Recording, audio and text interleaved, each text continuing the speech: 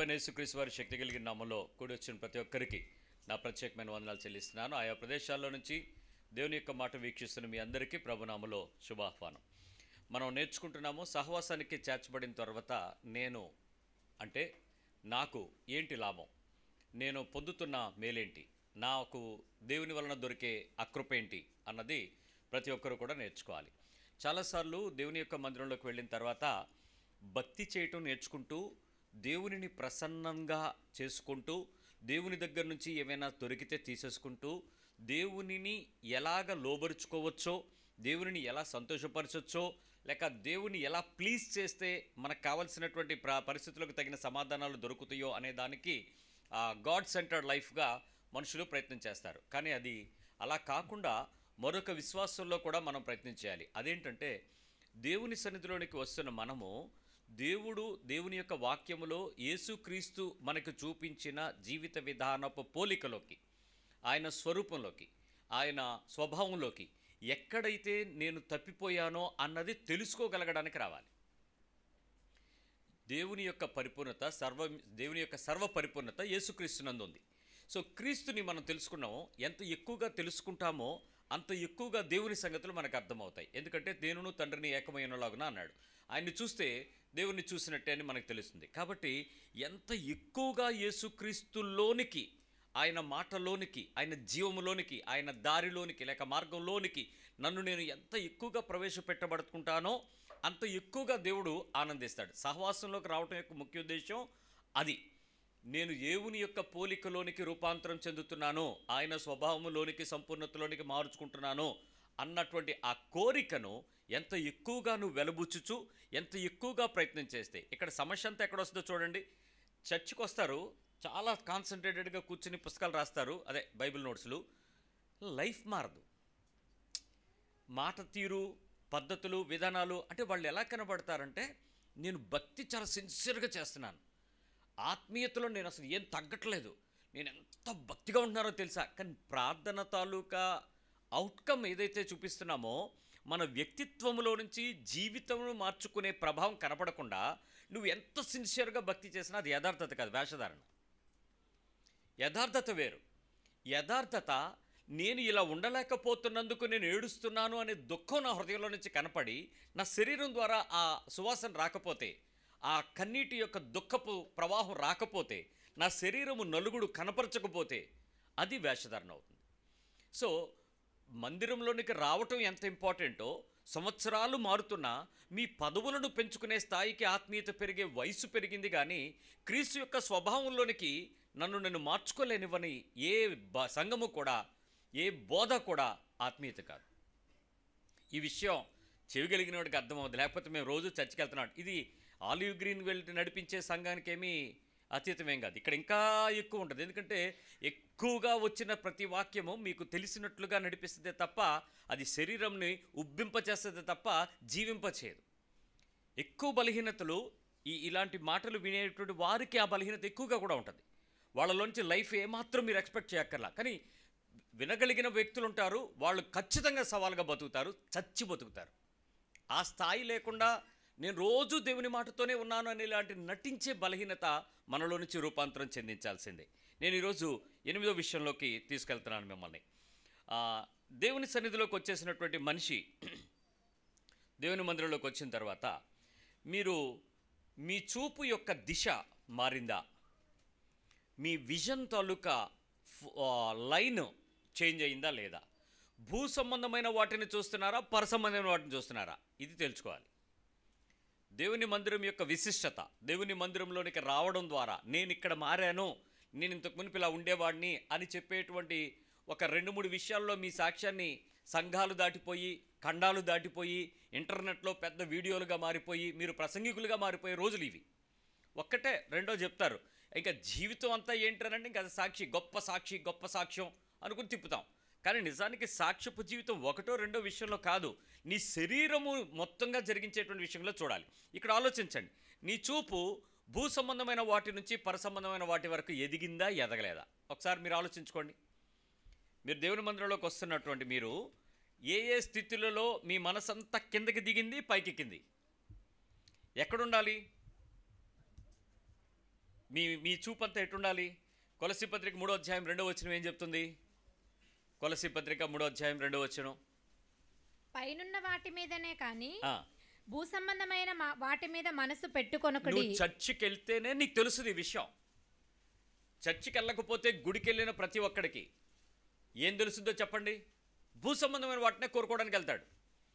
నాకు ఇల్లు కావాలి, నాకు పొలం కావాలి, నాకు స్థలం కావాలి, నాకు పెళ్లి కావాలి, నాకు పిల్లలు కావాలి, నాకు బంగారం కావాలి, నాకు ఆ డూప్లెక్స్ కావాలి, నాకు ఆ కారు కావాలి, నాకు మగపిల్లోడు కావాలి, నాకు ఈ ఫ్లాట్ కావాలి, లేకపోతే మా పిల్లోడికి సీటు కావాలి.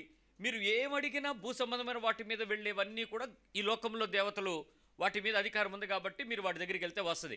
అదే అలవాటుతో మనం యేసుప్రభు దగ్గరికి వచ్చి కూడా మీ దృష్టి కోణం భూ సంబంధమైన వాటి మీదకి ఎక్కిందా, పర సంబంధమైన వాటికి వెళ్ళిందా? ఒక 10 విషయాలు మిమ్మల్ని ప్రార్థన చేయండి అన్నాం అనుకోండి, మీ మనస్సులు మీ ఆత్మీయ జీవితం వైపు మొదట వెళ్తుందా, శరీర సంబంధమైన జీవితం మీద ముందు వెళ్తుందా చెప్పండి?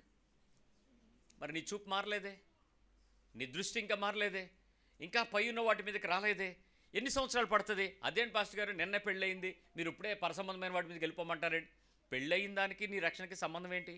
భూ సంబంధంగా కొన్ని పనులు జరుగుతాయి. పుట్టుట, పెరుగుట, చదువుట, వివాహము, పిల్లలు, జీవితాన్ని అంతం చేసుకుని దేవుని దగ్గరికి వచ్చాడు. ఇవి కామన్గా జరిగేటువంటి నేచర్. ఈ సైకిల్లోనే కదా నీకు కావాల్సింది భక్తి. ఈ సైకిల్ అంతా భక్తిలో పార్టే కదా. కానీ పార్ట్ ఆఫ్ ద భక్తిని మీరు భక్తిగా చేస్తే కుదరదు, జీవితమే భక్తి కోణంగా మార్చాలి.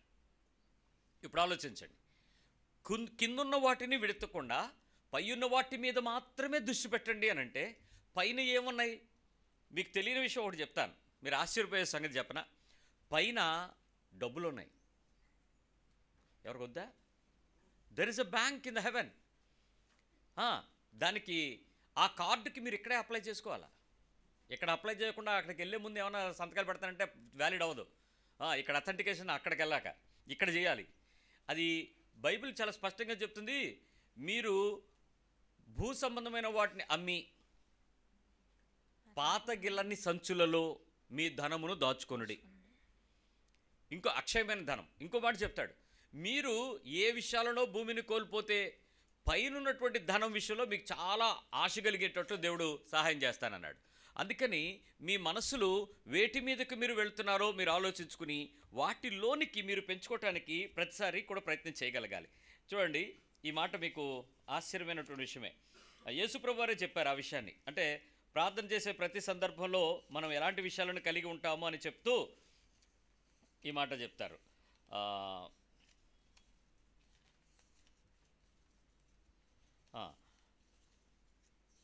అమ్మా ఈ రిఫరెన్స్ చదువు. లూకాసు వార్త 12వ అధ్యాయం 21వ వచనం చదువు. లూక్ 12:21.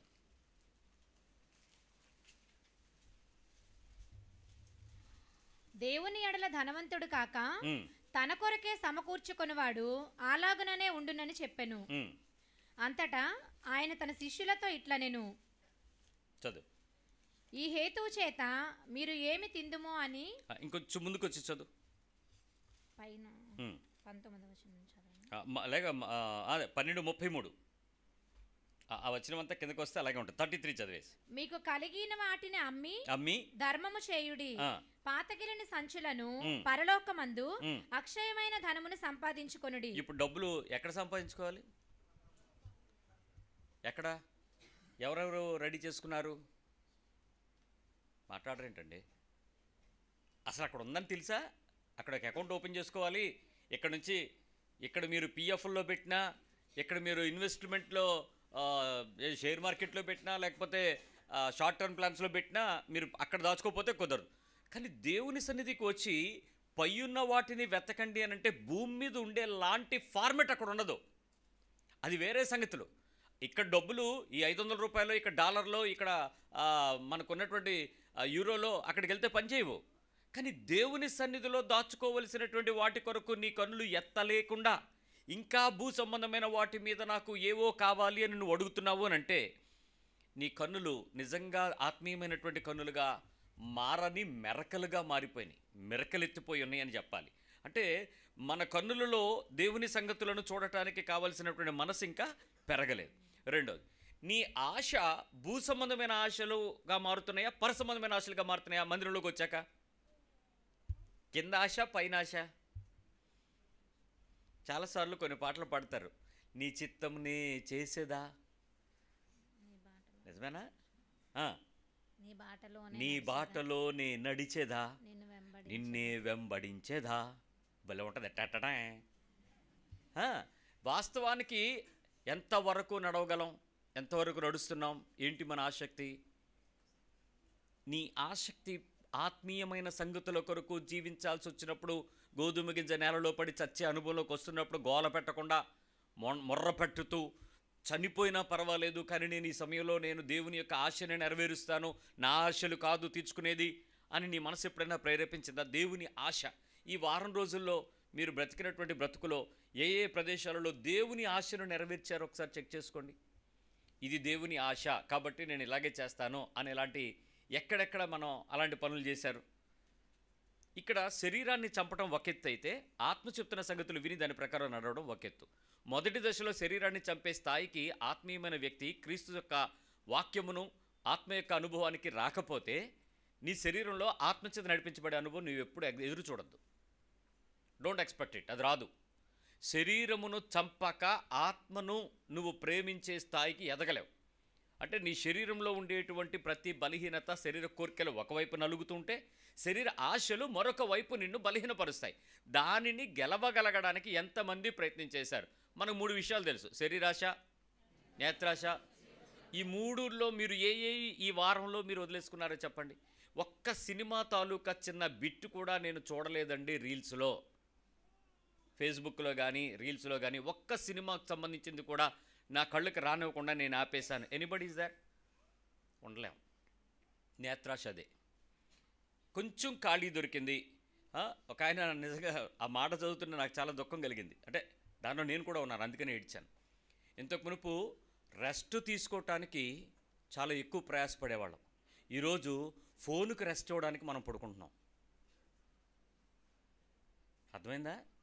ఇంతకుముందు మనం రెస్ట్ తీసుకోవడానికి పడుకునేవాళ్ళం, ఇప్పుడు ఫోన్కి రెస్ట్ ఇవ్వడానికి మనం రెస్ట్ పడుకుంటున్నాం. నిద్రలు తక్కువైపోయినాయి. ఫోన్ వేడెక్కిపోయి, అది నేను నడవలేనురా బాబు, నువ్వు ఆపరా నాయనా అంటే అప్పుడు దాన్ని పక్కకి పెట్టి, అది కూడా మళ్ళీ దూరంగా కాదు, నీ చేతికి దగ్గరలోనే, రాత్రి తడుముకోవడానికి దాన్ని ముట్టుకుంటూ. వీఆర్ సో బ్యాడ్, ప్యాథటికల్ సిచ్యువేషన్ ఇది. ఎందుకు ఇంత బలహీనమైపోయాం తెలియట్లా. నీ నేత్రాశ తెలుసు దానివైపు. మీరు ఈ వారం రోజుల్లో మీరు బట్టలు చూసుకునేటప్పుడు మీ బీరువా దగ్గరికి వెళ్ళి చింతించినోడు ఎవడన్నా ఉన్నాడా? నాకు అది లేదు అనే బాధ రాకుండా నీ బట్టలు చూస్తే ఉన్నావా? సంతోషపడ్డావు పోనేమైనా? మాట్లాడరే. ఎవరితోనైనా పోల్చుకుంటే అమ్మయ్య దేవా నన్ను చాలా బాగుంచావు అన్నట్టుందా? అదేంటి వాళ్ళు అలా ఉన్నారు అన్నట్టుందా? డమ్మం అయిపోయింది. మరి నీ ఎన్ని సంవత్సరాలు పడుతుంది నీకు భక్తి? సంఘం, పాటలు, పాస్టర్లు, చర్చిలు, క్రైస్తవ సాహిత్యానికి అసలు కంట్రోల్ లేకుండా ఉంది క్రైస్తవ్యం ఈరోజు. నీ లైఫ్లో చేంజ్ ఎంతరా అంటే దమిడి లేదు, 1% లేదు. మరి ఏమని చెప్పాలి నిన్ను? మరి నీ ఆశ దేవుని ఆశగా ఎప్పుడు మారుద్ది? లోకాశలు నెరవేరిస్తే దేవుడు ఆనందించలేడు, నీ ప్రార్థన వినలేడు. శరీరచ్చలు నెరవేర్చకూడదు, ఆత్మ సంగతులు వినాలి. ఎప్పుడు జరుగుతుంది? ఎప్పుడు వింటావు? అంటే వాక్యం అప్పచెప్పమంటే సండే స్కూల్లో బొచ్చి వచ్చినట్టు ఈ మధ్య అందరికీ ప్రైజులు వచ్చేస్తాయి, ఈ వాక్యాలు కంటతోబెట్టి చెప్పేస్తారు. లైఫ్ లేదు. ఇదే కదా దేవుని మందిరంలోకి వెళ్ళడం వల్ల నాకు వచ్చే బహుమానం. దేవుని దగ్గరికి వెళ్ళడం ద్వారా నాకు వచ్చేటువంటి ఆనందం. నేను మారుతున్నాను, నా మార్పు నా ఇంట్లో వాళ్ళు చూస్తారు, నా పరిస్థితులకు అర్థమవుతాయి. అన్యజనులు నా చింగు పట్టుకొని దేవుని మందిరంలోకి వస్తారు. నువ్వు వెళ్తున్నటువంటి దేవుడు గొప్పవాడు, నీ ప్రవర్తన మారింది, నీ మనసు మారింది, నీ మాట మారింది, నీ తీరు మారింది. నువ్వు ఇంతకు మునుపు ఆఫీసులో నువ్వు మమ్మల్ని ఇలా ఏడిపించేదానివి, ఇలా ఉన్నావు. ఈరోజు నిన్ను చూసి మేము ఏంటి నీ మార్పు అని అంటే, నీ హృదయంలో దేవుడు నివసించే దేవుడని మాకు అర్థమైంది. అందుకే నీ మాట తీరు, నీ పద్ధతులు అన్నీ మారిపోయినాయి, నీ వేషధారణ మారిపోయింది. ఏంటి డమ్మమంతా కోల్పోయింది. ఇంత పర్ఫెక్ట్గా ఎలా వచ్చావు? యేసు ప్రభు నమ్ముకున్నానన్నావు కదా. నువ్వేం చెప్పక్కర్లా, అదే సువార్త. కాగితాలు పట్టుకొని రోడ్డు మీద గెంతులే ఎక్కర్లా. నువ్వు ఎక్కడుంటే అక్కడ క్రీస్తుకు వెలుగు, క్రీస్తు యందు నీవు నిప్పు. మీరు అగ్నివలేమంటారు. ఏది వస్తాయి? ఎన్ని సంవత్సరాలు టైం పడుతుంది చెప్పండి? నువ్వు కాలేజీలోకి వెళ్ళిన వెంటనే, నువ్వు బిఫోర్ యువర్ ఇంజనీరింగ్ కంప్లీట్ చేసి 4 ఏళ్ళు నువ్వు బయటకు వచ్చేటప్పటికి నీ డిపార్ట్మెంట్లో ఉన్నటువంటి నీ క్లాస్మేట్స్ అందరూ కూడా నువ్వు యేసుక్రీస్తు నమ్ముకున్న వ్యక్తివి అనేటువంటి టెస్టిమనీ ఇవ్వాలి. కానీ నిజం చెప్పనా, వెళ్ళేటప్పుడు ఉండే ఫైరు బయటకు వచ్చినప్పుడు ఈ డాళ్ళలో కలిసిపోయి వస్తాడు, అందరిలో కలిసిపోతారు. కారణం ఏంటి? అలా కలవకపోతే నువ్వు కూడా వాళ్ళ బ్యాచ్మేట్ అని చెప్పుకోవడానికి వాళ్ళకి సిగ్గుచేటు. కానీ అప్పుడు యేసుప్రభు ఏమంటాడు? నువ్వు నా వాడివి కాదని అంటే నీకు యూ డోంట్ మైండ్. ఎందుకంటే నీకు అది వినే చెవులు పోయినాయి, నీ చెవులు పొడిచేసుకున్నావు లోకానికి. ఇక నువ్వు చెవిటి దానివే, దేవుని స్వరం వినపడదు. మందిరంలోకి అటెండెన్స్ ఉంటుంది, ఆత్మీయ విషయాలు చాలా మాటలు చాలా బ్రహ్మాండంగా ఉంటావు, కానీ పై సంగతులు లేవే. నీ దృష్టి, నీ ఆశ దేవుని ఆశగా మారలేదే, దేవుని వైపు తిరగదే. ఇల్లు మారుతున్నాం, ఉద్యోగాలు మారుతున్నాం, ప్రదేశాలు మారుతున్నాం, పరిస్థితులు మారుతున్నాయి, కానీ నీ లోపల క్రైస్తవ మార్పు, సంఘంలోకి వెళ్ళి ఇన్ని సంవత్సరాలు నేనున్నాను, ఇన్ని సంవత్సరాల వాక్యం విన్నాను, దీనికి తగ్గట్టు ఇది మారాను, ఏది ఆ తేడా ఏది? అబ్బాయి చెప్తున్నాడు, పాస్టర్ గారు నేను ఈ మధ్యలో నేను మాట విన్నానండి, ఆ మాట విన్నప్పుడు నాకు అర్థమైంది నా బ్రతుకులో నేను చేస్తున్న తప్పేంటో. నేను నా కాబోయే అత్తగారింటికి వెళ్ళి వాళ్ళకి చెప్పాను, మా అమ్మ నాన్న నేను మీ దగ్గరికి వచ్చి మాట్లాడుకున్నటువంటి ఒప్పందాలన్నీ రద్దు చేసుకుందామమ్మా, మీకు ఇష్టమైతే మరి నేను మీ అమ్మాయిని పెళ్లి చేసుకుంటాను, ఆ కట్నాలు కానుకలు అన్నీ క్యాన్సిల్, దయచేసి నేను మారుమనసు పొందాను, నా మాట వినండి అని అంటే, నువ్వు మాకు వద్దన్నారు అటాళ్ళు. ఇప్పుడు సమస్య ఎక్కడ వచ్చింది సరే? ఈడేసు ప్రభు నమ్ముకుని మారుమనసు పొందుకుని కట్నాలు వద్దురా బాబోయ్, నేను మారుమనసు పొందేశాను, వాక్యం విన్నాను, నేను క్రీస్తు యొక్క ఆశ నెరవేర్చడానికి బతుకుతాను, ఇదిగో ఈ సేవకుడి యొక్క మాట నన్ను బతికించింది, ఇంక నేను మీ విషయంలో బాధపెట్టదలుచుకోలేదు, మీరేమీ ఇవ్వద్దు, మొత్తం మా ఖర్చులతో మేము సంతోషంగా నీకు వివాహంలో నేను తీసుకుంటానంటే, ఆ అమ్మాయి వాళ్ళకి డౌట్ వచ్చి వద్దులే బాబు క్యాన్సిల్ చేసుకుందాం అందట. ఎవరిది రక్షణ అనుభవం ఇప్పుడు? అతను వచ్చి ఒక మాట అన్నాడు, పాస్టర్ గారు నాకు చాలా సంతోషంగా ఉంది, ఎందుకంటే నామకార్థపు క్రైస్తవులలో నుంచి ఆత్మీయమైన క్రైస్తవ కుటుంబాల నుంచి నా జీవితంలోకి రాబోయే భాగస్వామి కొరకు దేవుడు ఆలోచన నాకు తెలిసింది. ఎంతమంది సంతోషంగా ఉండగలరు ఆ విషయంలో? ఒకవేళ కొడుకే గనక ఆ పరిస్థితిలో ఉంటే, ఆత్మీయ తల్లిదండ్రులు నీ కొడుకు అలాంటి విషయాలలో నేను దేవుని ఆశను నెరవేరుస్తున్నాను, దేవుని ఆశలో ఉన్న 10 పైన చూస్తున్నాను, నాకు ఇవి వద్దు, ఈ పద్ధతులు నాకు వద్దు అని కనుక క్యాన్సిల్ ఆ మ్యారేజ్ అని అంటే, మీరు ఖచ్చితంగా మంచి కట్న కానుకలు వచ్చేటువంటి ఆ కుటుంబ సంబంధం పోగొట్టుకోవడానికి ఇష్టపడతారా? నీతి నిమిత్తం ఆకలి దప్పులు కలిగి బతకగలరా? ఖచ్చితంగా ఉండరు.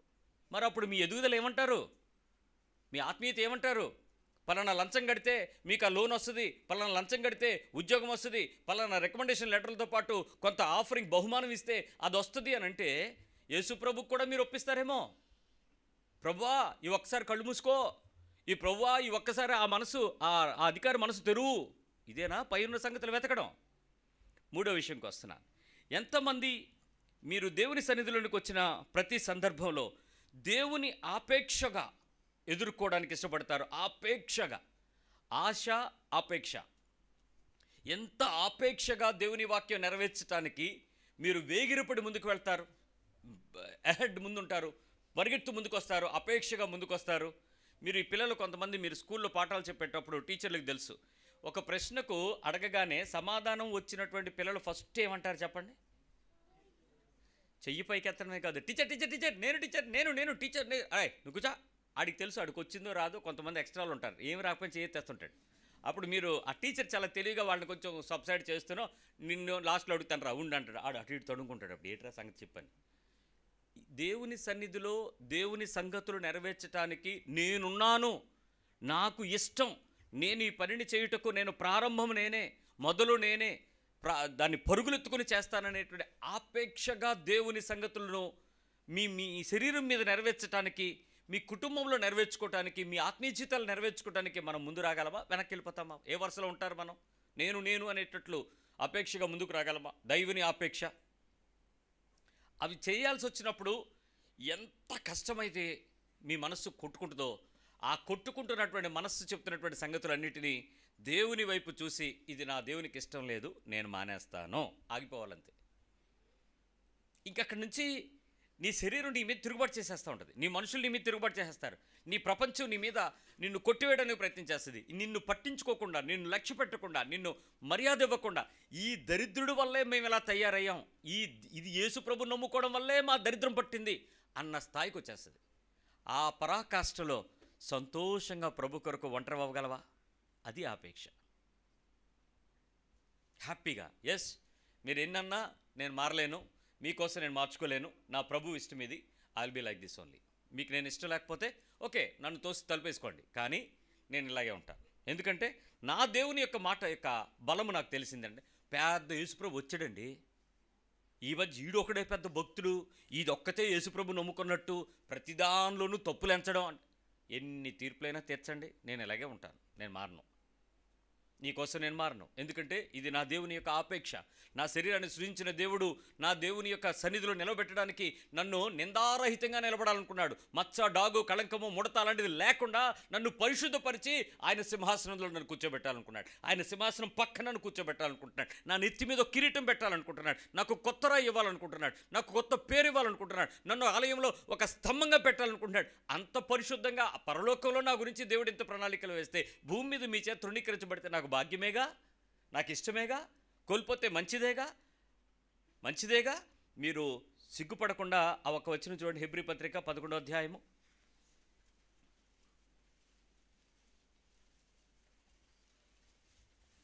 Hebrews 11. వాళ్ళు దేవుని నిమిత్తము ఏమేం పనులు చేశారో ఆ మాట ఉంటుంది. 34 నుంచి చదువురా నాన్న. అగ్ని బలమును చల్లార్చిరి, తప్పించుకొనిరి, బలహీనులుగా ఉండి బలపరచబడిరి, యుద్ధములో పరాక్రమశాలులైరి, అన్యుల సేనలను పారద్రోలిరి, స్త్రీలు మృతులైన తమ వారిని పునరుద్ధానము వలన మరలా పొందిరి, కొందరైతే మరి శ్రేష్టమైన పునరుద్ధానమును పొందగోరి విడుదల పొందనొల్లక యాతన పెట్టబడి. ఎంతమంది రెడీగా ఉన్నారు యాతన పెట్టబడడానికి? విడుదల పొందనొల్లక యాతన పెట్టబడడానికి, విశ్వాసము యొక్క పరిపూర్ణమైన విజయము పొందడానికి ఆపేక్షగా, ఇష్టపూర్వకంగా, నచ్చినట్లుగా మీరు ఎన్ని యాతనలు పెడతారో పెట్టండిరా, మేము యేసు ప్రభువులో ఇలాగే ఉంటామర్రా, మాకు పాస్టర్ గారు హైదరాబాదు బెల్లంపల్లిని విడుదల తెచ్చుకుంటాం, మీ దగ్గర విడుదల లేదేమో అనేటువంటి ఏడుపులు ఉండకుండా ఎన్ని రోజులైనా యాతన పెడితే మేము ఇలాగే బతుకుతాం. ఎంతమంది ఉన్నారు? ఇంకేంటి సార్ మాకు ఇంతేనా పాస్టర్ గారు? ఏమిటో ఈ మధ్య మీరు గట్టిగా ప్రార్థన చేస్తున్నట్లేరు. నొప్పి నీకైతే నువ్వు కదా మందు వేసుకోవాల్సింది, నేనా? మొర్ర పెట్టాల్సింది నువ్వు కాదు. శ్రమలో నీకు కదా దేవుడు తోడుగా ఉంటాడు. మరి నువ్వు ఏడిచే ఏడుపు కన్నా నా ఏడుపు గొప్పది ఎట్లయింది? ఇక్కడ చెప్తున్నాడు ఆయన,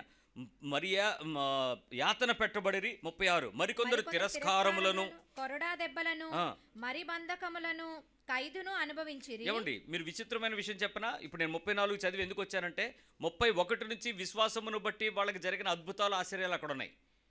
ఆశ్చర్యకార్యాలు జరుగుతున్నాయి. విడుదల వచ్చింది, స్వస్థత వచ్చింది, బహుమానం వచ్చింది, అద్భుతం జరిగింది, ఇలా జరిగినాయి. మరి శ్రేష్టమైన కార్యములు పొందడానికి వాళ్ళు యాతన పెట్టబడరి అని అక్కడి నుంచి స్టార్ట్ అయ్యి నెక్స్ట్ ఏమొచ్చిందో తెలుసా? తిరస్కారములు, కొరడా దెబ్బలను. విడుదల ఎందుకు రాలేదు ఇక్కడ? అపోజిషన్ ఎందుకు వచ్చింది? ఎందుకు ఆ రకమైనటువంటి రివెంజ్ తీర్చుకున్నట్టు వాళ్ళు పనిచేస్తూ ఉంటే దేవుని ఆపేక్షక మనిషి సంఘంలోకి వెళ్ళి నేర్చుకున్నది ఇదే. సంఘము ప్రారంభమైన తరువాత జరిగిన సంగతులు ఇవన్నీ. ఇవి ముందు చెప్పినటువంటివి సంఘము రానప్పుడు. 34 వరకు ఉన్నవన్నీ సంఘం లేదు, యేసుప్రభు రాలేదు. యేసుప్రభు వచ్చి మరణించి తిరిగి లేచి పునరుద్ధరణ శక్తి వచ్చిన తర్వాత, పరిశుద్ధాత్మ నింపబడిన తర్వాత, సంఘము ఏర్పడిన తర్వాత క్రైస్తవ సంఘము యొక్క బెనిఫిట్ ఏంటి అని అంటే అద్భుత ఆశ్చర్య విడుదలలు కాదు, శ్రమ పెట్టబడుట, దుఃఖపడుట, నలుగుట, ఏడ్చుట, వేదన చెందుట, చింతించుట, చచ్చిపోవడానికి రెడీ అవుట, యాతన పెట్టబడుట. ఇంకా అక్కడి నుంచి చదివితే ఇంక 1 కాదు 2 కాదు. వాక్యం సరిగా అర్థం కాక ఏదేదో అనేసుకుని యేసుప్రభు అన్ని ఇచ్చేస్తాడు అనుకుంటున్నారు. యేసుప్రభు దగ్గరికి వచ్చే సంఘంలోకి వచ్చాక రావాల్సినవి ఇవే. వీటికి రెడీ అవ్వాలి. ఇది కాకుండా ఎవడైనా ఏదైనా మీకు బోధిస్తే అది వేరొక సువార్త, అది తప్పుడు సువార్త. ప్రాస్పరిటీ గోస్పెల్ అంటే మీకు ఆర్థిక సంబంధమైన లావాదేవీలను తీర్చేది మాత్రమే ప్రాస్పరిటీ గోస్పెల్ కాదు. విడుదలను ప్రామిస్ చేసేది కూడా, వాగ్దానాలు ఇచ్చి మీకు ఇది జరుగుద్ది అని చెప్పేది కూడా మీ జీవితాలలో తప్పకుండా తప్పుడు సువార్త. అది ప్రాస్పరిటీ గోస్పెలే. రెండింటి వైపు మీరు తిరగద్దు, 2 ప్రమాదాలే. అక్కడ దయ్యాలు పోతున్నాయి, దాని గురించి నువ్వేమో ఆశ్చర్యపోవద్దని చెప్పాడే. యేసుప్రభు అక్కడున్నాడు, ఇక్కడున్నాడు, పరిగెత్తద్దని చెప్పాడే. స్వస్థతలు అవుతున్నాయి, కంగారు పడక్కర్లేదే. నీ జీవితంలో యేసుప్రభు నుంచి రక్షణ పొందినటువంటి అనుభవం వచ్చేసింది, అదే స్వస్థత. ఇంకా నీకు జ్వరం నుంచి విడుదల అవ్వకపోయినా, క్యాన్సర్ తగ్గకపోయినా నష్టమే లేదు. సత్యలోపు ప్రభు దగ్గరికి వెళ్తానికి ధీమా కలిగి ఉండు. ఆ రకమైనటువంటి విడుదల కొరకు పరుగులెత్తేటువంటి సువార్త నీకు అపేక్షగా దేవుని సన్నిధిలోనికి వెతికే స్థితి కాదు అని నీకు చూపిస్తుంది. ఇంకా చెప్తున్నాడు అక్కడ, తిరస్కారములు, కొరడా దెబ్బలు, మరిబంధకములు, ఖైదు అనుభవించిరి. రాళ్లతో కొట్టబడిరి, రంపములతో కోయబడిరి, శోధించబడిరి, ఖడ్గములతో చంపిరి. ఏంటండి ఇవన్నీ? దరిద్రముగా కింద ఉంటుంది, దరిద్రులయ్యుండి శ్రమపడి హింస పొందుచు అడవులలోను కొండలలోను గుహల మీద సొరంగాలలోను తిరుగులాడుతూ సంచరించి వాళ్ళకి అసలు ఈ లోకం యోగ్యమైనది కాదు, వీరందరూ తమ విశ్వాసం ద్వారా సాక్ష్యం పొందిన వారేనను. ఈరోజు క్రైస్తవులు అందరం ఏమైనా ఒక్క అనుభవం ఇంట్లో ఉన్నామా? మణిపూర్లో ఉన్నాయి. ఇప్పుడు మణిపూర్లో అనుభవిస్తున్నారు. డైరెక్ట్గా గవర్నమెంట్ ఇట్ సెల్ఫ్ ఈ రకమైనటువంటి రాజ్యాధికారాన్ని వాళ్ళ నోళ్లు ముయ్యించి తెగ నరికి చంపి కాళ్ళకి తాళ్ళు కట్టి జీపులు వెనకాతలు ఈడుచుకుని వెళ్తూ ఉంటే ప్రజలు ఆహాకారాలు చేస్తూ ఆనందిస్తున్నారు. చనిపోయే ముందు శరీరాల మీద పడి వాళ్ళని అత్యాచారం చేయటమే కాదు, చచ్చిపోయిన తర్వాత కూడా వాళ్ళ మీద పడుకుని అత్యాచారం చేసే పరిస్థితులు అక్కడ వీడియోలు తీసుకుని ఆనందిస్తున్నారు. నేను దీన్ని చూడు ఏం చేస్తున్నాను అని. అంటే ఆ స్థాయి క్రైస్తవ్యం మనకి ఇంకా రాలేనందుకు మనం ఆనందిస్తున్నాం. ఇంతకీ మనం దానికి కావాల్సినటువంటి ప్రిపరేషన్ గురించి కూడా మైండ్లో కూడా లేదు. ఏమండాలి? అదే పైన వాటి గురించి ఎదురు చూడడం అంటే అసలు ఆ స్థాయికి క్రైస్తవ్యం బోధించబడట్లేదు ఈరోజు. అంటే నువ్వు రెడీ అవ్వవా? ఇక్కడ తిరుగుబాటు మనకు ఎలాగూ లేదు. అయితే చంపు లేకపోతే చావు, లేదు నువ్వు చావు, అవతలను బతికించు అంతే. మరి ఇన్ని పరిస్థితుల్లో పైన ఉన్నటువంటి ఆపేక్షకు మన ఆసక్తి ఏది? మన ఆనందాలు ఏ స్థాయిలో? పై ఉన్న వాటి వైపు ఉందా, కింద ఉన్న వాటి వైపు ఉందా ఆనందం? ఒకసారి వెతకండి. ఆపేక్ష నుంచి బయటకు వచ్చాను నేను. ఆనందం, మీ ఆనందాలు దేవునిలో పైన ఉన్నాయా కింద ఉన్నాయా? మంచి భోజనం తింటే బా చాలా మంచి భోజనం పెట్టారండి అన్న తృప్తి మీకు ఉంటుందా ఉండదా? ఎక్కడికైనా వెళ్తే మీ పక్కన అడగండి, మంచి భోజనం అనండి. Mutton curry, chicken joint, Hyderabad dum biryani, fish పెద్ద వంజన ముక్క, అపోలో ఫిష్ అన్నాడు. పోనే ముళ్ళు తీసుకోవడం మీకు ఇబ్బంది కదా. అపోలో ఫిష్, రొయ్యల కర్రీ, పీతల వేపుడు, ఇంకేమున్నాయి దానికి సంబంధించి అవి తింటే సరిపోద్దేమో. ఓ 4 రకాల దమ్ బిర్యానీలు అనుకో. ఇప్పుడు మంచి భోజనం అన్నట్టు తృప్తి మీకు ఉంటుంది కదా. మంచిగా 2 రోజుల నుంచి ఉపవాసం చేశానన్నాడు అక్కడైనా విన్నాడా? 2 రోజుల నుంచి అసలు నిజంగా బ్రదరు, అసలు ఫాస్టింగ్ ముగించేటప్పటికి ఉన్నాను బ్రదరు అసలా. కానీ 2 రోజులు తిన్నాడు గ్యాస్ బ్రదరు. ధన్యేస్తుంది బ్రదరు, ఏంటి వేసుకోవాలి బ్రదరు, డాక్టర్ గారి దగ్గరికి వెళ్తే అది హార్ట్ నొప్పో గ్యాస్ నొప్పో తెలియట్లేదు బ్రదర్ అన్నోడే ఉంటాడు. కానీ ఆత్మీయంగా నేను 2 రోజుల నుంచి దేవుని సన్నిధిలో కూర్చుని హెబ్రీ పత్రిక చదువుతుంటే పరసంబంధమైన విషయాలు అర్థమవుతుంటే దేవుల్లో క్రొవ్విన మెదడు దొరికినట్లు దివారాత్రాలు ధ్యానించేవాడు ధన్యుడు అన్నది నాకు అర్థమైంది బ్రదరు. ఆనందించాను. ఇదిగో ఇన్ని విషయాలు నాకు అర్థమయ్యి, మీరు కూర్చోండి నేను 2 విషయాలు మీతో మాట్లాడతాను. ఒక్కడు రాలేదు ఇన్ని సంవత్సరాల్లో. నేను నా 25 ఏళ్ల ఆత్మీయ జీవితంలో ఒక్క మనిషి దేవుని సన్నిధిలో నేను గడిపితే దేవుడు నాకు ఈ విషయం చెప్పాడని ఒక్క మనిషి రాలేదు. సిగ్గుతో తల ఉంచుకుని చెప్తున్నాను సంగమా, ఒక్క మనిషి వచ్చి చెప్పలేదు. పైగా పరాన్న జీవులుగా మారిపోయిన సంఘం ప్రతి వారం పాస్టర్ గారు ఏం చెప్తారా అలా చెకోరు పక్షి నీళ్లు పడితే నోరు తెరుసు చూద్దంట, అలా వస్తారు సంఘానికి. మీరు చెప్పుకోండి, మేము వినిపెడతాం, మేము తెలుసుకున్నాం పాస్టర్ గారు ఈ విషయంలో మీకు ఇంకొక అప్లిఫ్ట్ ప్రత్యక్షత, ఇదిగో కొత్త విషయం నాకు తెలిసింది, ఇది పైన ఉన్నటువంటి విషయం, ఇదిగో వాక్యంలో మర్మం, ఆత్మ చెప్తున్న సంగతి రాత్రి దర్శనంలో నాకు వచ్చింది. కొన్ని దర్శనాలు చెప్తుంటే అసలు ఎందుకంటున్నానా అన్నట్టు ఉంటుంది. అది ఏంటో కూడా తెలీదు, ఆత్మో తెలీదు, శరీరమో తెలీదు. ఇక్కడదా అక్కడికి రాజమౌళి సినిమా స్టోరీ చెప్తున్నావు నాకు. ఏంటో వాళ్ళ ఆలోచనలు, ఆత్మీయమైన విషయాలు మార్చుకునేటువంటి భౌతిక జీవితం. ఆలోచించండి, ఎంతమంది ఉన్నాం ఇలా. మంచిగా 3 రోజులు ఫాస్టింగ్ ప్రేయర్ డిక్లేర్ చేసుకున్నామండి. మా ఇంట్లో ఆరాధించాం, రాత్రి ఆల్ నైట్ ప్రేయర్, మేము చాలా ఆనందించాం. ఎక్కడుంది ఆనందాలు? ఎందుకు ఆ శరీరం ఆ రకంగా పైన వాటి కొరకు ఆనందాన్ని వెతకడానికి ఇష్టం లేకపోతుంది? దినము లేచిన వెంటనే ఉదయకాలం నుంచి శరీర ఉల్లాసాలను తృప్తిపరుచుకునే ఏ పనికి మనం కాంప్రమైజ్ అవ్వట్లేదు. చూసుకోండి, శరీర ఉల్లాసాలు, శరీరానికి కావాల్సినటువంటి ఆ ఉద్వేగపు ఆనందం పొందడానికి ఏం కావాలన్నా దానికోసం చూస్తున్నాం. మన కళ్ళుతో కానీ, శరీరంతో కానీ, నోటితో కానీ, ఆఖరికి చెవులతో ఆ వీణులకు విందైనటువంటి ఆ సంగీతాలతో కానీ. అసలు తెలుగు పాటలు సాలక, ఇంగ్లీషు పాటలు సాలక కొరియా పాటలు అంటున్నారు ఈ మధ్య. కొరియా, ఇప్పుడు వీళ్ళకి ఏమన్నా కొరియా వచ్చా? అది రాదు. ఏంటి అని అంటే అదంతే. తెలుగు సీరియల్ సరిపోక తమిళ సీరియల్ కూడా వింటున్నారు కదా. అలాగా ఏంటో ఆత్మీయతలు. ప్రభువు నాతో మాట్లాడుతున్నాడు, ఇది నా ఆత్మానుభవం. ఒక్క విషయం ఎవరైనా మీరు మీ పక్క వాళ్ళకి చెప్పుకున్నారా? ఆత్మానుభవం ఇలా ఉందని, నాకు ఈ విషయం అర్థమైందని. ఆ మార్పుకు తగినట్లుగా మాట్లాడే వాళ్ళు మాటలకు తగినట్లుగా వాళ్ళ లైఫ్లో ఏమైనా చిన్నపాటి 1% డిగ్రీ, 1 డిగ్రీ చేంజ్ అయినా మీరు మనుషుల్లో చూసారా? నా బాధే మిగిలింది తప్ప మీకు హృదయంలో మంట రావట్లేదు ఎవరికి. దేవుని మాట స్పష్టంగా చెప్తుంది, నా చూపు, నా ఆశ, నా ఆపేక్ష, నా ఆనందం పైయున్న వాటిని వెతికే స్థాయికి నేను గురిపెట్టుకుని నేను నడుస్తున్నాను. ఎందుకంటే కొలస్సీ పత్రిక 3వ అధ్యాయం 2వ వచనం చెప్తుంది, నా ఇష్యూలో టెంపరరీ వాటి కోసం కాదు, పెర్మనెంట్గా నేను దేవుని వైపే చూస్తున్నాను. నేను మందిరంలోకి వెళ్ళడం ద్వారా నా ఆత్మీయ స్థితి, ఈ నైపుణ్యాలలో ఈ స్థితికి నేను ఎదిగాను. చర్చికి వస్తే ఎదగాల్సింది ఇది. మొన్న పాస్టర్ గారు వచ్చి నాకు సెకండ్ ఇచ్చి చెప్తున్నారు, పాస్టర్ గారు దేవుని స్తోత్రం, నేను ట్రెజరర్ అయ్యాను, మీ ప్రార్థనలకు వందనాలండి. నేను ఎందుకు ప్రార్థన చేస్తాను, నేనేం చేయలేదండి అన్న. అదేంటి సార్ అలా అంటారు? నేను చెప్పాను కదండి, నువ్వు ఎప్పుడూ చెప్పుంటావు, నేను మర్చిపోయి ఉంటాను. నువ్వు ట్రెజరర్ అవడానికి నా పాత్ర ఏం లేదు, వదిలే అన్న. అతను ఒక్క నిమిషం ఎంబ్రాసింగ్గా నిలబడి, జనరల్గా అందరూ ఏమంటారు, అలాంటి ఘనత మీకు ఆపదిస్తే ఏమంటారు? వదినా నువ్వు ప్రార్థన చేసావు, నాకు అది వచ్చింది అని అంటే మీకు ఎలా ఉంటుంది చెప్పండి? అలాగే తమ్ముడు, అలాగానియా, నేనేం చేయలేదు, అయినా నీకు ఎలాంటి వాడి కోసం నేను చేయను, సారీ, నీ ప్రార్థన నేనేం చేయలేదు అంటే అంటే నేను ఇప్పుడు నువ్వు ట్రెజరర్ అయితే నీ జమానాలో ఓ 2 లక్షలు 10 లక్షలు కానుకలు నీకు వస్తాయి. ఓ సంవత్సరం పాటు 2 సంవత్సరాలు నీ పదవీ కాలం ఉంటే, ఆ తర్వాత దాని గురించి లెక్క చెప్పేటప్పుడు పైసా తేడా వచ్చినా దూరదేశం వెళ్ళిపోయినోడు వెనక్కి వచ్చి లెక్క అడిగాడా లేదా? నీ గృహ నిర్వాహకత్వ లెక్క అప్పగించుము అన్నాడా? పర్లేదులే వదిలే అన్నాడా? అప్పగించమన్నాడా? ఏమండి 500 రూపాయలు నోటు ఇచ్చినోడిని ఎక్కువ లెక్క అడుగుతామా? 5 రూపాయలు ఇచ్చినోడిని ఎక్కువ లెక్క అడుగుతామా?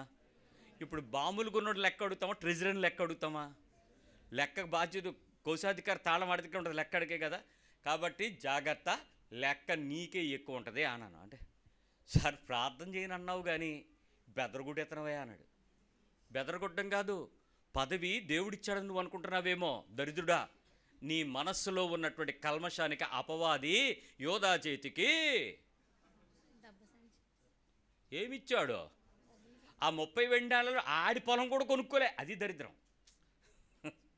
తీసుకెళ్ళి పారేసి ఊరు పెట్టుకుని బడుమికి బద్దలై పేగులు బయటకు వచ్చి చచ్చెను, చనిపోయెను కాదు, పార్థివ దేహము కాదు, సచ్చెను. మరి బైబిల్లో కొన్ని పదాలకు మంచి ఇంటెన్సిటీ ఉంటుంది, అర్థం చేసుకోవాలి. కానీ చెప్పండి మీరు, అంటే దేవుడు నీకు 10 సంవత్సరాల సంఘంలో నిన్ను ట్రెజరర్ చేయటానికి వచ్చాడు అని అంటే, నన్ను ఏమీ ఎవడికి ఏమీ చెయ్యకుండానే నీకు ట్రెజరర్ వచ్చిందా తమ్ముడు అని అడిగాను. వెంటనే అన్నాడు, అనయ్య అంటే అన్నీ చెప్పకూడదు కానీ అనయ్య చిన్న పార్టీ ఇచ్చామన్నయ్య. ఏం పార్టీ? చిన్న పార్టీ చెప్పండి. డౌటా? రాజకీయాలు నాకు తెలియనివా? దేవుని కృపను బట్టి నన్ను బయటకు తీసుకొచ్చి ప్రత్యేకించి పడిచాడు, కానీ లేకపోతే నేను అట్లా కొట్టు సచ్చేవాడినేమో. ఈ పార్టీకి మీ ముందు ఒక 4 రెవరెంట్లు, వెనక్కి కింద 4 డిగ్రీలు కూడా తగిలించుకుందునేమో. ప్రభువు ఆయన రూపాంతరానికి మారకుండా ఆయన నీ చేతికిచ్చే ఏ పదవి కూడా అసత్యమైనదే. నువ్వు సిఆర్ఓ అయితే ఏంటి, నువ్వు పిఆర్ఓ అయితే ఏంటి, నువ్వు రెవరెండ్ అయితే ఏంటి, నువ్వు డాక్టర్ అయితే ఏంటి, నువ్వు బిషప్ అయితే ఏంటి, కాబూలి యాషాలు వేయడం తప్ప. విశ్వాస జీవితంలో క్రీస్తు యొక్క పోలికలు రానివ్వని నీ సంఘము యొక్క వయసు పైన వాటిని దర్శనం మారిపోయింది. భూ సంబంధమైన పదవి వెతుక్కున్నావు. ఆ డబ్బు నిజంగా కొన్నిసార్లు అనిపిస్తుంది, యూదా దేవుని ఎదుట ఎంత నమ్మకత్వంగా ఉండేవాడో, దేవుని వాక్యం వినడంలో కానీ, కార్యాలు చేయడంలో కానీ, డబ్బుని పంచిపెట్టడంలో కానీ, ఖర్చు పెట్టడంలో కానీ చాలా నమ్మకస్తుడు. కానీ ఆఖరిలో వాడిలోకి సాతాను ప్రవేశించి, మొదటి నుంచి అప్పగించేవాడు వాడే, కానీ సాతాను వాడికి ప్రవేశించడం వల్ల వాడు ఆ పని చేయాల్సి వచ్చాడు. ఎందుకు అవకాశం ఇచ్చాడు? బికాస్ ఆ లక్షణాలు ఆ పరిస్థితుల మధ్య ఆకర్షణీయంగా ఉంటాయి. పైన వాటిని చూస్తుంటే అప్పటికే ఆ సింహాసనం గురించి ఎదురు చూసినటువంటి 2 అన్నదమ్ములు కొట్టుకున్నారు వాళ్ళ అమ్మని తీసుకొచ్చి, నా కుడిపక్క ఎడం పక్క అని. యేసుప్రభు వారు అన్నాడు, నువ్వు తాగలేవమ్మా నేను ఇచ్చింది, ఎందుకు తొందరపడతావు? వాళ్ళకి అర్థమైంది, వీడికి అర్థం కాలే. నీ జీవితం కూడా అలాగే. చాలా వాటిని వెతుకుతున్నావు, చాలా వాటికి పరిగెడుతున్నావు, చాలా వాటి కొరకు ఆసక్తి ఉంది. పైయున్న వాటి కొరకు ఏమిటి నీకు ఆసక్తి? నీ ఆసక్తి జ్ఞానానుసారమైంది కాకపోతే నీ భక్తి వృధా అయిపోద్ది. ఎంత బతికి ఎన్నో కోల్పోయాను అనుకుంటూ లోకపు ఆశలు, సుఖాలు, సంతోషాలు, ఐశ్వర్యాలు పొందుకోవలసినంత ప్రశాంతంగా పొందుకోకుండా భయంతో పొందుతున్నావు కాదంటారా? వినపడింది ఎవరికైనా? చాలా పనులు ఈరోజు మనం హార్ట్ఫుల్గా ఆనందించలేక ఏం చేస్తున్నాం? ఫియర్ఫుల్గా ఇప్పుడు సినిమాలు చూడకూడదని బైబిల్ ఎక్కడా రాయలేదు, కానీ అల్లరితో కూడిన ఆటపాటలతో నువ్వు ధ్యాసగా కలిగినట్లయితే నీ ఇన్పుట్స్ పాడైతే నీ అవుట్పుట్ పాడవుద్ది. బాడీలోకి వెళ్ళే ఇన్పుట్స్ రెండే ప్లేస్లు ఏంటి? కళ్ళు. ఆ రెండింటినీ కనుక లేకపోతే సగం పాపం ఉండదు, అంటే పూర్తిగా పాపంగా సగం పాపం ఉండదు. ఆ రెండింటినీ మనం ఎంత కంట్రోల్లో ఉంచగలిగితే నీ అవుట్పుట్స్ అంత బాగుంటాయి. అంటే బాడీ కానీ, నీ నోరు కానీ, నీ థాట్స్ కానీ, నీ బాడీ తాలూకా ప్రజెంటేషన్ పర్ఫెక్ట్గా ఉంటుంది. ఇంతకీ వాటిని చెయ్యకూడదని తెలిసి కానీ చాలా వాటిని చేసేటప్పుడు ఎలా చేస్తూ ఉంటాం? నీ పక్కన వాళ్ళు ఎక్కడ చూసేస్తారని చెవులో ఇయర్ ఫోన్స్ పెట్టుకుని వాళ్ళ వైపు స్క్రీన్ కనపడకుండా చూస్తే దాని అర్థం ఏంటి? అదే మన బలహీనత. భయంగా చేసే ఎన్నో విషయాల్లో ఆత్మీయతే భయంగా చేయటం వల్ల వచ్చే జీతం ఏమన్నా తగ్గుద్దా? ఏం తగ్గదు. I'm sorry to say. పైగా ఎక్కువే, డబలే. జాగ్రత్త. నేను ఇంకో విషయం, 9వ విషయంకి వస్తున్నాను. అంటే నువ్వెందుకు పై వాటిని చూడలేకపోతున్నావో అర్థం కాలే. ఇక్కడ మాట చెప్పాలి. ఇందాక టెంపరీ అనే పదం మీకు అర్థం అవ్వాలి. ఏవి టెంపరీ, ఏవి పెర్మనెంట్? మీ పక్కన అడగండి. భూ సంబంధమైనవి టెంపరీయా, హెవెనో టెంపరీయా? ఏది టెంపరీ? సరిగ్గా చెప్పండి. ఏది పర్మనెంట్? ఇప్పుడు అడగండి. నిత్యత్వం అక్కడ ఉందా, ఇక్కడ ఉందా? నువ్వు దేని మీద ఎక్కువ ఇష్టపడుతున్నావు? టెంపరీ ఆటి మీద, పర్మనెంట్ ఆటి మీద? మరి ఇక్కడే కదా మన సంగతులు పైకి వెళ్ళట్లేదు. ఏవి టెంపరీరో వాటి మీద, ఏవి తాత్కాలికమైనవో వాటి మీద మనసు పెంచి పర్మనెంట్గా ఉండాల్సిన దాని మీదకి మన హృదయం పెంచకపోతే చాలా మోసమర్రా భక్తి. భూ సంబంధంగా మీకు ఈ వాగ్దానాలు చేసే ఈ ప్రాస్పరిటీ గాస్పల్స్ ఎవరు ప్రీచ్ చేసినా ఆపేసుకోండి. దానివల్ల మీకు ఏ రకమైన లాభం ఉండదు. ఏ రకమైన ప్రార్థనలు చేసినా మీకు డబ్బులు పోతే తప్ప మీకే బహుమానం ఉండదు. రైట్. 9వ విషయంకి వస్తున్నాను. నా ఆలోచన, నా మైండ్ సెట్, నా ధోరణి అంటే నా బిహేవియర్, నా యాటిట్యూడ్, నా ఉద్దేశంలో నుంచి ప్రవర్తించేటువంటి ప్రవర్తన, నాకున్నటువంటి ఎగ్జిబిషన్స్, ప్రభావాలు, నా నుంచి వచ్చేటువంటి ఎగ్జిబిట్స్ ఏవైతే ఉంటాయో ఆ ప్రభావాలు, నాకున్నటువంటి తెలివితేటలు లేక ప్రతిభ, ఇంటలెక్చువల్స్, ఈ విషయాలు ఏ విషయాలలో దేవుని ఎదుట లాభం పొందడానికి ప్రయత్నం చేస్తున్నాయా, నేనే లాభం పొందడానికి భూమి మీద ప్రయత్నం చేస్తున్నానా? What is the benefit, what is the profit? ఏ లాభం కొరకు మీరు ప్రయత్నం చేస్తున్నారు? సంఘంలోకి వచ్చాక మీలోకి మార్పు చెందాల్సినవి ఇక్కడ మార్పు చెందాలి. ఫిలిప్పీ పత్రిక 4:8 ఫిలిపియన్స్ 4:8. ఈ వచనాలను నేను మీతో మాట్లాడుతున్నటువంటి సంగతులు కేవలం చెవిగలిగిన వాడికే అర్థమవుతాయి. సంఘంలో కూర్చుని వింటే మీకేం అర్థం అవ్వవు. ఇలా వస్తూ వింటూ వెళ్ళిపోతే మళ్ళీ మామూలుగానే కూర్చుంటారు ఇక్కడ, అంతే. మెట్టుకు సహోదరులారా, ఏ యోగ్యత అయినను మెప్పైనను ఉండిన ఎడల, ఏవి సత్యమైనవో, ఏవి మాన్యమైనవో, ఏవి న్యాయమైనవో, ఏవి పవిత్రమైనవో, ఏవి రమ్యమైనవో, ఏవి ఖ్యాతి గలవో వాటి మీద ధ్యానం ఉంచుకొనుడి. మరియు మీరు నా వలన ఏవి నేర్చుకొని అంగీకరించితిరో, నా యందున్నట్టుగా ఏవి వింటిరో, ఏవి చూచితిరో అట్టి వాటిని చేయుడి.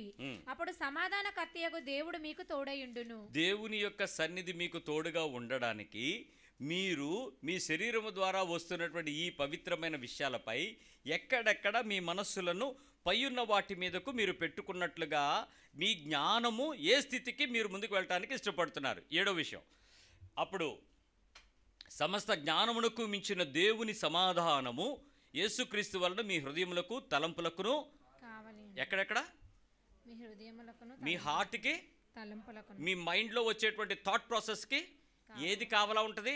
యేసుక్రీస్తు యొక్క సమాధానము మనకి కాపలా ఉంటుంది. అంటే సమస్త జ్ఞానమునకు మించిన దేవుని సమాధానము ఇక్కడికి వచ్చి మనకి కావలా కాసేటప్పుడు మనం వేటి వైపు మనము లాభమైన వాటి కొరకు పోరాడుతున్నామో, పౌలు ఏ విషయాల కొరకే ప్రయత్నం చేస్తున్నాడో మనకు తెలుస్తుంది. పౌలు గారు మాట అంటాడు, ఏమంటే మన పౌరస్థితి ఎక్కడుంది? భూమి మీద. రేషన్ కార్డు ఆధార్ కార్డు ఇక్కడే ఉంటాయి. మనం వెళ్ళేది ఎక్కడికి? నేను మొన్న సమాధి చేయడానికి వెళ్ళినప్పుడు ఆయన అడిగాడు, ఆధార్ కార్డు తీసుకొచ్చారా అన్నాడు. నాది ఉందా అన్నాను. సార్ మీది కాదు సార్, ఎవరు చనిపోయారు వాళ్ళు. లేకపోతే పల్లెన వెయిట్ పైకి అన్నాను. సార్ అలాగ అనకండి సార్, అది మున్సిపాలిటీ వాళ్ళకి ఇవ్వడానికి కాదు సార్. నువ్వు ఆధార్ కార్డుతో పాటు నువ్వు ఇంకో కార్డు అడిగితే బాగున్నావు. వీళ్ళ పరలోక కార్డు ఉందా అని అడిగితే నేను ఆనందిద్దున్నాను. ఒక్క నిమిషం ఆయన లేచి కుర్చీలోంచి నిలబడి, అది ఎక్కడ దొరుకుతుంది సార్ అన్నాడు. ఎక్కడ దొరుకుద్దో తెలుసా? నీ మనస్సాక్షికి తెలుస్తుంది. మీ హృదయములకును మీ తలంపులకును క్రీస్తు సమాధానం ఉండినప్పుడు నిత్యత్వపు కార్డు నీకు దొరుకుద్ది. ఆ దొరికినప్పుడు ఆ నెంబర్ నీకు కనపడద్ది. ఆ నెంబర్ నీకు ఎక్కడ కనపడుద్దో తెలుసా? నా తండ్రి ఇంట అనేక నివాసాల కలవు అన్నాడు చూసావా? నీ గేట్ నువ్వు చూస్తావు, నీ బెడ్రూమ్ నీకు తెలుస్తుంది, నువ్వు వెళ్తున్న హాల్ నీకు తెలుస్తుంది, నువ్వు ఎక్కడ కూర్చుంటావో ఆ డైనింగ్ చైర్ నీకు తెలుస్తుంది, ఏ ప్లేస్లో కూర్చుని ప్రభు పక్కన భోజనం చేయబోతున్నావో ఆ కుర్చీ నీ కోసం కనబడతా ఉంటుంది. చూసారు ఎప్పుడైనా? ఆయన అన్నాడుగా, మీరు నాతో పాటు భోజనం చేస్తారు, మీరు నా పక్కన ఉంటారు, నేను మీ మీద కిరీటం పెడతాను, మీ గురించి నేను సాక్ష్యం ఇస్తాను చెప్పాడు కదా. అది కనపడమే పరలోకపు కార్డు. కనబడిందా? వినబడిందా? ఆలోచించండి ఒకసారి. ఆయన చెప్తున్నాడు, ఇప్పుడు నీ హృదయంలో నీ ఆలోచన, నీ ధోరణి, నీ ఉద్దేశము, నీ ప్రభావము, నీ ప్రతిభ, ఇవి పూర్తిగా లాభం పొందడానికి, దేవునికి ఇష్టమైనప్పటిగా చేయటానికి నీలో ఎప్పుడైనా యుద్ధం బయలుదేరిందా? పోరాటం అని నేను అంటలా, యుద్ధం బయలుదేరిందా? ఇంకా నీ చేంజెస్ అన్నీ ఎలా ఉండాలి అని అంటే, నీ లాభం అంతా ఏంటంటే, నేను ఏ ఆలోచన చేస్తున్నా నా ఆలోచన తాలూకా కంప్లీట్ ప్రాఫిట్ హెవెనే, నిత్యత్వమే. నిత్యత్వం కొరకు నా లోపల ఉండేటువంటి ఫైటు, భూమి మీద ఉన్న వాటిని నేను వదులుకోవటానికి ఇష్టపడిన స్థాయిలో నేను ఒక చిన్న ఎగ్జాంపుల్ చెప్తాను. ఒక ఆయన బ్రదర్ మరణించేటప్పుడు ఆయన సమాధి ఖర్చులకు 35,000, ఆయన తదనంతరం జ్ఞాపకార్థ కూటానికి 75,000, పిల్లలకి అందరికీ చక్కగా షేర్స్ రాసి విపరీతంగా మంచిగా సెటిల్మెంట్లు చేసేసి ఎవరి దానికి బతికుండగానే ఇచ్చేశాడు. ఆయన మరణాన్ని ఇచ్చి అతని పెన్షన్ వాళ్ళ ఆవిడ మీదకు ట్రాన్స్ఫర్ చేయడానికి రేపొద్దున కొడుకు లేట్ చేస్తాడేమో అని చెప్పి ఆయన ఈ నెలలో చచ్చిపోతాను అంటే ఎలా అయితే రికార్డ్ చేస్తాడో ఆ చక్కగా అన్ని కాగితాలు సంతకాలు పెట్టించాడు. అన్ని సంతకాలు పెట్టేసి రెడీ చేసేసి అన్నీ పెట్టుకుని పాస్టర్ గారికి కూడా ఫోన్ చేసి, పాస్టర్ గారు మరొకవేళ నాకు గనక ఇలా అయితే ఇలా చేయండి, ఒకవేళ నేను శనివారం కనుక నిద్రిస్తే ఆదివారం ఆరాధనకు ఇబ్బంది లేకుండా నన్ను బాక్స్లో పడేయండి, దానికి ఖర్చులు ఇక్కడ పెట్టాను, దానికి ఇలా చేశాను అన్నీ పాస్టర్ గారికి చెప్పేసి ప్రశాంతంగా అనుకున్న రోజే మంగళవారం పూట చనిపోయాడు. ఆయన ప్రభునందు నిద్రించాడు.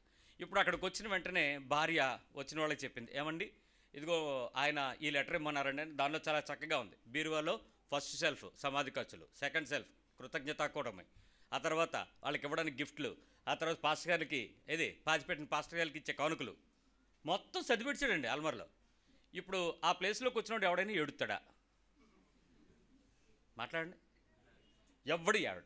పైగా ఎలా ఉంటుంది సంతోషం? ఇంట్లో వాళ్ళు చుట్టుపక్కల అందరూ ఏం చెప్పుకుంటారు చెప్పండి ఆయన గురించి? చెప్పండి, మాట్లాడండి. ఎంత సిద్ధపాటు అండి! సిద్ధపాటుతో ఏంటి? ఎక్కడికి సిద్ధపాటు? ఈయన పరలోకానికి భూమి మీద అకౌంట్లు సెటిల్ చేసేసి ఎవరి దగ్గర అప్పు లేదు, ఏ ఆస్తి తన పేరు ఉంచుకోలేదు, చక్కగా క్షమాపణతో సమాధానంతో పిల్లలందరికీ ఫోన్లు చేసి ఫోన్లో ఆన్లైన్లో చూసుకుని వాట్సాప్ కాల్స్లో వాళ్ళకి వెళ్తే మాట్లాడేసుకుని అమెరికాలో ఉన్న మనవాళ్ళకి ముద్దులు పెట్టేసి అందరికీ చక్కగా వందనాలు చెప్పి చక్కగా పడుకున్నాడు సార్. రాత్రి చక్కగా తినేసి తెల్లవారు లేడండి. ఎంతైనా సార్ ఇలాంటి మరణం అందరికీ మీరే డిసైడ్ చేసేయండి. రాదు అని మీరే డిసైడ్. ఎందుకు రాదు? నువ్వు కూడా రెడీ అవ్వచ్చుగా. ఆశ కూడా ఉండదు. అదే నీ యాటిట్యూడ్ అంటే. అసలు మనకు అది ఆ థాట్ కూడా రాదే. నిజంగా అలా నాకు కూడా వస్తుంది సార్, నేను కూడా ట్రై చేస్తాను అనరే సార్. రాదని చెప్పేశారు మీరే. అదే ప్రాబ్లం. అంటే ఏంటంటే నీ హృదయంలోనే, నీ ఆలోచనలో నుంచి, నీ ధోరణిలో నుంచే అసలు నీకు అటువైపు చూడటానికి కావలసిన ఏమాత్రము సిద్ధపాటు ఇప్పటికే మనుషులకి రాలేదు. నేను మన యవనస్తుడితో అన్నాను, ప్రభు రాకడ సమీపంగా ఉందంటే, అనయ్య దేవుడని డేట్లు చెప్పాడేటని అన్నాడు. ఎందుకంటే టెన్షను. ప్రభు వచ్చేస్తే చింతపోద్దురా, ప్రశాంతంగా వెళ్ళిపోదాంరా అంటే, అచ్చే ఏటన్నయ్య ఏం అనుభవించకుండాను. ఏం అనుభవిస్తావు? ఎంత అనుభవించినా దీనికి శిక్ష ఉంది కదా, ఉందా లేదా? ఇక్కడ బాగా అనుభవించినాడు లాజరు. ఏమైంది? ధనవంతుడు లాజరు దగ్గర ఏమైంది? బాగా అనుభవించినాడు, ఓదారం చేసుకున్నాడు. ఆడు ఎక్కడి నుంచి అరుగుతున్నాడు తెలుసా? చిటికిన కోలంట, చిటికిన వేలంట నీటిలో కెన్లీ వాటర్ బాటిల్లో ముంచి బయటికి తెస్తే చొక్క చాలటాడికి. డ్రాప్ ఆఫ్ వాటర్ గురించి ఎక్కడ ఎడుతున్నాడు? నేను అన్నాను, అరే ఆడు అలాగే ఉన్నాడు, నువ్వు ఇలాగే ఉన్నావు, ఏదో అనుభవించి ఎక్కడ పోతావురా? మనిషి యొక్క హృదయంలో మనం ఎందుకొరకు కొన్ని పనులు చేయాలో అసహించుకోమని నేను చెప్పటల్లా, వదిలేయమని నేను చెప్పటల్లా. వీటన్నిటిపై మీరు అసహ్యతను పెంచుకోమని నేను చెప్పటలా, వాటి మీద కోరికలు తగ్గించుకోమని నేను చెప్పటలా. వీటిని చేస్తున్నప్పుడే నీ నిత్యత్వం వైపు నీ ఆశ పెరగాలి. వీటిలో ఉండినప్పుడే నువ్వు వాటి వైపు చూడగలగాలి. బతుకుతున్న బ్రతుకు లాభముగా అనుభవించాలి. చావు విపరీతమైనటువంటి సంతోషంగా, ఖర్చుగా, దేవుని ఎదుట తృప్తిగా సిద్ధపడాలి. అది బతుకుట క్రీస్తే, చావు అయితే లాభం అంటే. బతికినప్పుడు క్రీస్తులో నేను ఆనందిస్తా. దేనివల్ల? కోల్పోయినా, ఉన్నా, అనుభవించినా దేనికి దుఃఖపడకుండా పరిస్థితులన్నీ సెటిల్ చేసుకుని నా ఆలోచన, నా ధోరణి, నా ఉద్దేశం, నా ప్రభావాలు, నా ప్రతిభలు, సమస్త విషయాలపై నా దృష్టి అంతా యుద్ధం చేసుకుంటూ పరలోకం వైపు ఎదుగుతా. చర్చికి వచ్చాక మీ బెనిఫిట్ ఏంటి? ఆ పాస్టర్ గారి దగ్గరికి వెళ్తే పిల్లలు పుడతారండి అని చెప్పి నా గురించి ఒక సాక్ష్యం ఉంది. నేను ఇప్పటికీ నాకు మొన్న తెగ నవ్వు వచ్చింది. ప్రభువా, ఏమిటి సాక్ష్యము? ఏం చెప్పుకునేది? ఏంది ప్రభు నన్ను ఆఖరికి ఎలా తయారు చేసావు అని ఒక 2 నిమిషాలు దేవుని సన్నిధిలో దుఃఖపడి, అయినా నా దగ్గర ఏ పవర్ లేదు, నాకు తెలిసిలే, అది నీదే. ఒకవేళ వాళ్ళకి ఏమైనా అలాగ అనిపిస్తే అనిపించవచ్చేమో కానీ నాదైతే కాదులే. అక్కడికి వెళ్తే మనకి అవి అయిపోతాయి. అదేంటది? నేను ఇంకో బెల్లంపల్లాగా విశాఖపట్నం తయారు చేస్తారు ఇటు కొంప తీసి. బైబిల్ చెప్తుంది ప్రభువుని కదా వెతకాల్సింది, వ్యక్తిని కాదు కదా. వ్యక్తి దగ్గర బలము శక్తి ఏముంటుంది? గట్టిగా ముక్కు మూసుకోండి ఏమవుతాం? మాకు కూడా మీరు పెట్లు పెట్టడమే, మేమేమి ఎగిరిపోం గాలిలోని మేఘం వస్తే. ఖచ్చితంగా దేవుని సంగతులకు మనం యుద్ధం ప్రకటించుకోవాలి. అతను అంటాడు, చావు అయితే నాకు లాభము, బ్రతుకుడు క్రీస్తు ఏంటి? యేసు ఏమైనా సుఖపడ్డా? మన వలనే యేసు ప్రభు దగ్గరికి వచ్చే వాళ్ళకు గుడ్ న్యూస్ చెప్తాను. చాలామంది సువార్తలో ఏమంటారు, అప్పులు తీరుస్తాడు, జబ్బులు తగ్గిస్తాడు, కార్యాలు చేస్తాడు యేసు ప్రభు అని చెప్తాడు కదా. యేసు ప్రభు సువార్త సరిగ్గా అర్థమైన వాడికి ఏమంటే, యేసు ప్రభు దగ్గరికి వచ్చిన వాడికి తెలియాల్సిన మొదటి విషయం ఏంటంటే, ఆయన ఎలాగూ శ్రమపడేనో. ఈ వాక్యం మీకు అర్థం కాదే? ఆయన వలనే మీరును శ్రమపరచబడుదురు. ఆయన ఎన్ని శ్రమలు పొంది నిత్యత్వమునకు సిద్ధపరచబడినో ఆయన దగ్గరకు వచ్చేవారు అంతకు 2 పొందుదురు. ఆమెన్ రాదు. ఏమి? బైబిల్ చెప్పింది కదా, ఆయన ఎలాగ శ్రమ పడ్డా మీరు కూడా అలాగే శ్రమ పడుతుంది. అలా ఏమి పెద్ద తేడా ఏముండదు. మరి సుఖాలేంటి? శ్రమయే సుఖానుభవం. ప్రభువులో మనను మన ఉద్దేశాలను మార్చుకునే స్థాయికి ఎదగడమే నిత్యానందం. వారు అనేక శ్రమలు పొంది దేవుని రాజ్యాన్ని పొందాలి అని అంటే, యేసు ప్రభుని చెప్పారంటే చెత్తగొడతామనంటే, నువ్వు చెప్పిన మాటలు ఎందుకంటావు సార్, కొడితే కొట్టుకో, మేము మాత్రం చెప్పకుండా మానమన్నారు యోహాను పేతురులు. అలాగే బతకాలి. నీ మనస్సు క్రీస్తు వైపు ఎదిగే కొద్దీ నీ హృదయంలో వాటిని పోగొట్టుకోవడానికి ఛాలెంజింగ్గా నడుస్తుందండి. అది క్రైస్తవ్యం. ఆలోచించు. ఏవి లాభముగా పొందటానికి నీలో వచ్చేటువంటి ఆ దైవికమైన ఆ యుద్ధం చేయటానికి మీరు ఎంతవరకు ఇష్టపడతారు యుద్ధం చేయటానికి? ఒక పాప వచ్చి చెప్పింది, అన్నయ్య మ్యారేజ్ అయిన దగ్గర నుంచి మా ఆయన సొనుగుడు వినలేకపోతున్నాను. ఆ సొనుగుడితో నేను ఏ రోజు ఏం చేస్తానో కూడా నాకు తెలియదు. ఒకవేళ ఏమైనా అయితే కనుక మీకు నేను చెప్తున్నాను కాబట్టి ఇదే సాక్ష్యం అంది. నీ డెత్ సెంటెన్స్ నన్ను ఇరికిచ్చావేటే బాబు, లేని పని గొడవలు వద్దమ్మ తల్లి అంటే, పెళ్లి చేసావు కదా మరి. అయ్యా, ప్రభుత్వం వారు రిజిస్ట్రేషన్ ఇవ్వడాన్ని బట్టి సంఘంలో ఎవడడిగినా ఏ రూపాయి పుచ్చుకోవడం అంటే ఇస్తే తీసుకున్నాను కానీ డిమాండ్ చేయకుండా, కోరికలు కోరకుండా, ఈ కానుక భాగం ఎంత అని ఏ రోజు నోరిచ్చి మాట్లాడకుండా, దైవికమైన పద్ధతిలో ఏది కూడా మర్మము కాకుండా చక్కగా వచ్చి నేను నా కార్యక్రమాన్ని నెరవేర్చాను. ఏ రోజు ఏది ఆశించి చేయలే. దానికి మీ ఆయన అలాంటోడైతే నాకేం సంబంధం? నేను సంబంధం చూడండి బ్రోకర్ని కాదు కదా. మరి ఎందుకు నన్ను పెట్టేవాడంటే, ఏంటన్నా నీ దగ్గరికి వస్తే నువ్వు చంపేస్తావు, అక్కడికి వెళ్తే ఆడు సోనికెత్తాడు. ఎక్కడేమో నువ్వేమో నోరు మూసుకో అని అంటావు, నువ్వు నోరు ఎత్తడానికి వీలేదు. ఏ పరిస్థితుల్లో తలకలోబడు అంటావు, అక్కడికి వెళ్తే తలను తొక్కేస్తున్నాడు. మొత్తం మామూలుగా ఉండదు నా పని. ఏ రోజు ఏమవుద్దో మాత్రం నేను చెప్పలేను.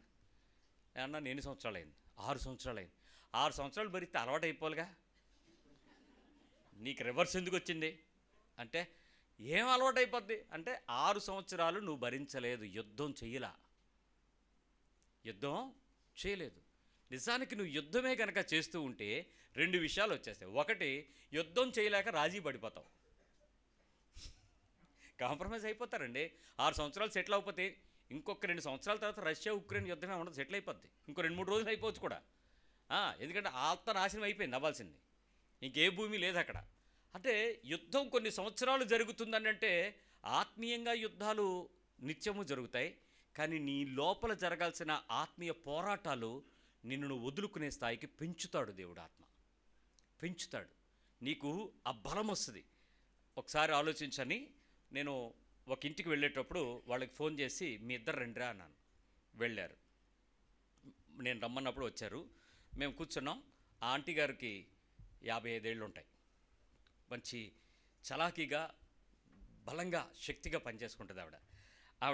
ఇలా లోపలికి రాగానే ఆయన మంచినీళ్ళు తీసుకొచ్చి ఇస్తానికి ట్రే తీసుకుని వచ్చింది ఆవిడ. వస్తుంటే వాళ్ళ ఆయన అన్నాడు, మంచినీళ్ళు ఇవ్వడం తాగుతాడు ఈ టైంలో, ఎలా టీ పడరా అన్నాడు.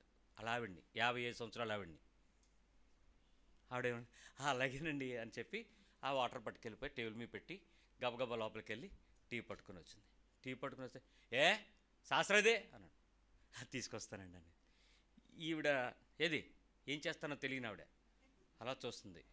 నేను గమనించి ఏం జరుగుద్దో అర్థమైపోయింది. అంది, ఏటి 2 నిమిషాల్లో 2 డైలాగ్ కాఫీ టీకి కేకలేసేటట్టుకి నీకు అర్థమైపోయింది అని సార్ అంటే, ఈవిడికి పెళ్ళయ్యి తలనిరిసిపోయి 55 ఏళ్ళు సుమారు వచ్చుంటే అంటే నాకు పాఠానికే కదనే నువ్వు ఇక్కడ పిలిచావు అంది. కాదు, demo, it's a demo. Lesson చెప్పి చెప్పి చచ్చంతా ఇసిగిపోయింది.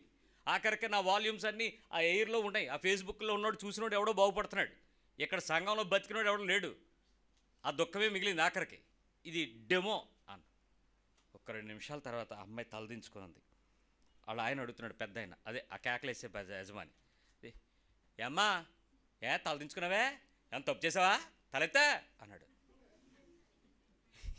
ఈవిడికి ఇంట్లో చేసి నేను గుర్తొచ్చేస్తానే.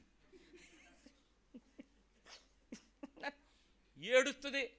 ఏంటి పాస్టర్ గారు, కొట్టారా తిట్టారా, ఏమొచ్చింది దీనికి? ఏమయ్యింది ఆవిడికి కాదు, ఏమొచ్చింది దీనికి? అలా ఆయన పక్క నుంచి, నేను చాలా బెటరే నీకు. వా, నేను నవ్వుతున్నాను కానీ ఆ టైంలో నా పరిస్థితి ఇంకో రకంగా ఉంది. ప్రభువా, నేను తెచ్చింది రైట్ ప్లేసే. వీళ్ళిద్దరికీ చూస్తుంటే భలే విచిత్రంగా ఉందండి. సోఫాలో కూర్చున్నట్టే కూర్చున్నాడు కానీ మనోడు ఎలా లెగిసి చూస్తున్నాడు, ఆయన ఇంకే నెక్స్ట్ ఏం చేస్తాడని. ఆవిడ నవ్వు మానదు, ఆవిడ కాఫీ తేడం మానదు, ఆ చిప్స్ తేడం మానదు. అయ్యేవో లేవనంటే అన్నాడు, తినేసావా రాత్రి తెచ్చిందే అన్నాడు. 5 నిమిషాలండి అని వెంటనే పర్సులోకి వెళ్ళి డబ్బులు తీసుకుని ఆవిడే నడిచెళ్ళి బడ్డీ కొట్టుకి 30 మెట్లు దిగి గబగబ వెళ్ళి కొనుక్కొని మళ్ళీ ఆవిడే పైకి వచ్చి, మీరు మాట్లాడుతున్నారా, థ్యాంక్ యూ అండి, రండి తీసుకోండి అని చెప్పి అవన్నీ డిష్లో పెడుతుంటే ఈయన అంటాడు, ఇదే తెచ్చావా అని. అంటే 55 ఏళ్ల జీవితంలో కాపురం చేసిన సంవత్సరాల మధ్య తన భర్తను ఆవిడ అర్థం చేసుకోవడానికి చెయ్యని యుద్ధం లేదు. It's not a fight, it's a battle. యుద్ధం చేస్తుంది ఆవిడ. ఆ యుద్ధంలో తన భర్తను అర్థం చేసుకోవడానికి, అతని పదాల శబ్దాన్ని అర్థం చేసుకోవడానికి, అతని ఆవేశాన్ని అర్థం చేసుకోవడానికి ఆత్మీయ యుద్ధం చేస్తుంది యేసు ప్రభువుకి. ఎంతమంది ఉన్నారు ఈరోజు విడిపోవడానికి పరుగులెత్తే ఎర్రి మనుషుల కన్నా ఆవిడ ఎంత పరిశుద్ధురాలు. ఏదా భక్తి, ఏది అవిశ్వాసం, ఏది నీలో? కథలు కబుర్లు చెప్పే వ్యక్తులు ఆత్మీయత యుద్ధాలకు రెడీగా ఉన్నారా? ముష్కరులైన మీ యజమానులకు లోబడి ఉండే. ఏంట ఆజ్ఞ? ఆడు మెంట్లోడు, ఆడు శాడిస్ట్, చచ్చినట్టు పడుండవు. ఎలా ఉంటావు? ఎలా ఉండాలనిపిస్తుంది? కంప్లైంట్ రాసి పడేయాలనిపించదా? ఆడి మీద హైయర్ అథారిటీకి వీడియో తీసి పెట్టాలనిపించదా? షటప్, పడుడు అక్కడ. అదండి పరలోకం కోసం నన్ను వెతకడం అంటే. నాకు అధికారం ఉంది, నేను చేయగలను, నేను ఇబ్బంది పెట్టగలను, నేను వాడిని పనిష్ చేయగలను, నేను చెయ్యను. ఎందుకో?